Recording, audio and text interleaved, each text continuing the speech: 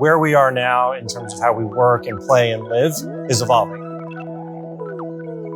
No industries last forever. There's always going to be change. This is historic. This is the historic peak at this point. I feel like office is where we were 15 years ago with retail. Retail didn't die, it evolved. They're able to connect their data with the data that we have here at Moody's. It's much more than just about a building or real estate. This is far from being finished. The story has many chapters left.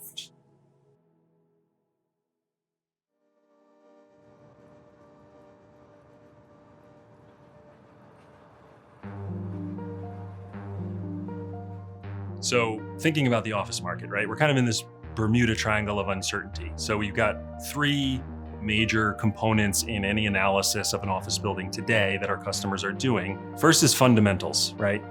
What are the rents in this building? How are my tenants looking? Is office in this market sustainable in the long term? Then we've got return to office. So what kind of tenants are they? Are they law firms and financial firms? Even there, that doesn't necessarily equate to higher rents or more income for me as the borrower or the owner. And then you've got the major boogeyman, which is interest rates. What we're seeing now is loans were made during COVID, pre-COVID, pre-interest rate at lower interest rates. And now that's sort of working its way through the system, the disconnect between where interest rates were before, there's a gap. And office is a big part of that. Our customers can't control long-term interest rates, but they have to solve for it. When our customers are valuing these properties or valuing these loans, in the past it was very simple, but now I can't say that, right? Our customers can't say that, and that has made it very hard to analyze and to make deals. The office sector is currently undergoing a fundamental shift. One of the most difficult parts of what is occurring in the office sector is agreeing on a price. There are three fundamental components of a price. You think about the credit risk or how much it cash flows, the property or the asset. You think about liquidity risk, how often is it trading? And you also think about market risk. All three of those variables are impacted negatively at the moment in the office sector. When one property is affected by vacancies or the threat of being obsolete, it has a domino effect on other property types as well. For example, if an office is impacted, it would affect the retail space underneath it as well.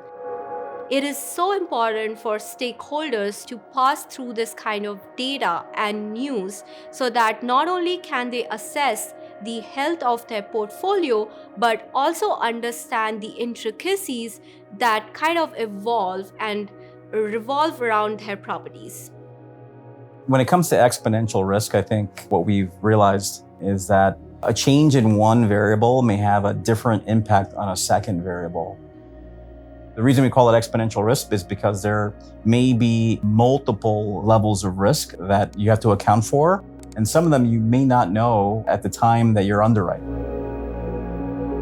So how do we help customers in this environment? I mean, one very simple way is that we get to talk to all of them all the time. And then more specifically, of course, we've got all sorts of information analytics and products that help these clients make some of these decisions to understand markets, to understand properties, to understand risk. We talk about exponential risk, right? The risk of office in general, the risk of this market, the risk of perhaps climate effects on the property.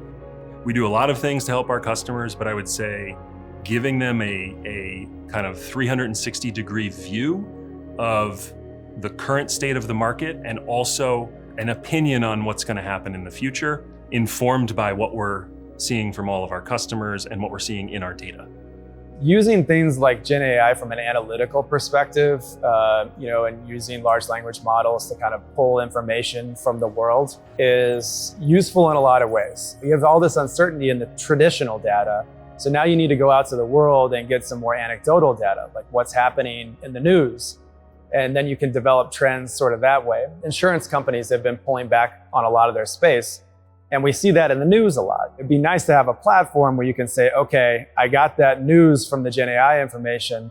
Now let me tell it to also go rerun my exposure to those tenants. Might change my whole strategy. It would seem that the change in our society is getting faster and faster. So therefore, one thing we can be certain of is that the office space, or the way in which we work today, is going to be distinctly different from that in 5 or 10 years' time. Technology has played a remarkably transformative role in the way office-using employees perform their jobs. In terms of productivity, GenAI is expected to tremendously increase worker productivity. Really, with GenAI, what we're seeing is our generation's industrial revolution. There's going to be companies that have gone fully remote and find they need to pivot a little bit. There are other companies back to the office 5 days a week, and maybe they're not getting the talent they ultimately need. So this is not a flip of a switch situation. This is far from being finished. The story has many chapters left.